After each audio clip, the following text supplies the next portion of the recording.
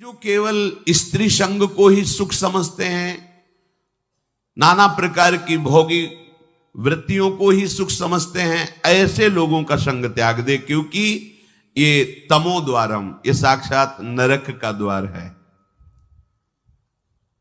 किसी एक माता बहन ने प्रश्न किया था कि शास्त्रों में स्त्री को नरक का द्वार कहा गया है, तो ऐसा क्यों कहा गया है?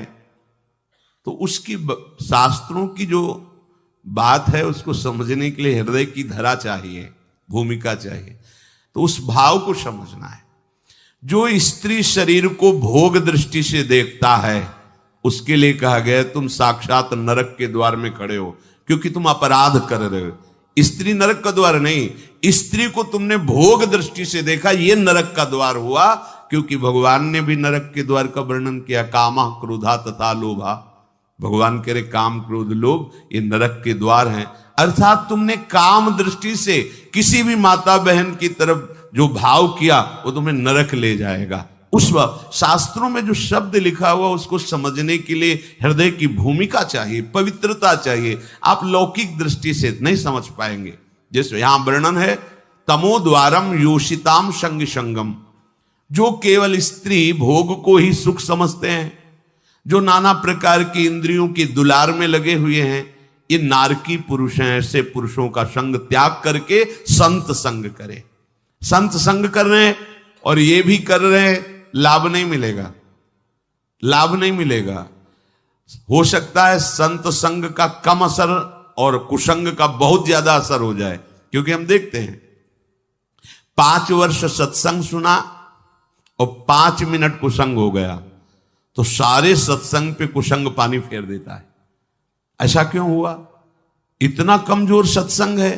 बोले नहीं, अभी तुम्हें 5 मिनट दिखाई दे रहा है कुसंग, लेकिन वो 50 अनंतों वर्षों से कुसंग में ही रहा है।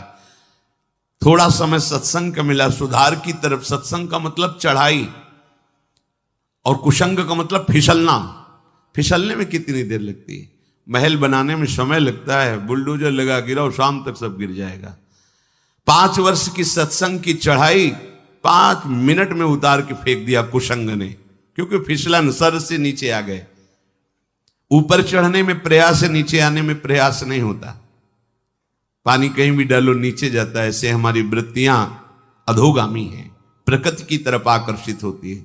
इसीलिए कुसंग का त्याग करके संत संग करे, बहुत जल्दी लाभ होता है, पर प्राय ऐसा नहीं हो पाता। इसीलिए सत्संग का सही रंग नहीं जम पाता। कैसे संत होते हैं? जिनके संग से जीवन मुक्तता का वर्तमान में भी अनुभव हो जाए।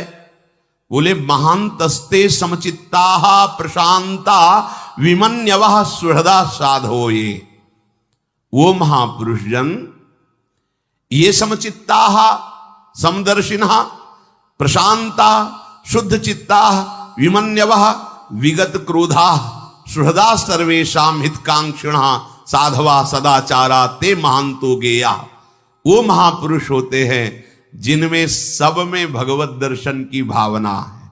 सब में समदर्शिना वही होते हैं जो सब में अपने प्रभु को देखते हैं। वही परम संत है जो सब में अपने प्रभु को देखते हैं। विद्या विनय संपन्ने ब्राह्मणे गविहस्तनी स्वनीचो सुपाके चा पंडिता समदर्शिना, जो सब जगह अपने, और वही है। ये तो बाद में पता चलता है ना कि छलिया कैसे छल रहे थे तुम आ करके, अब समझ में आया। ये पर्दे लगाकर वही है, दूसरा नहीं।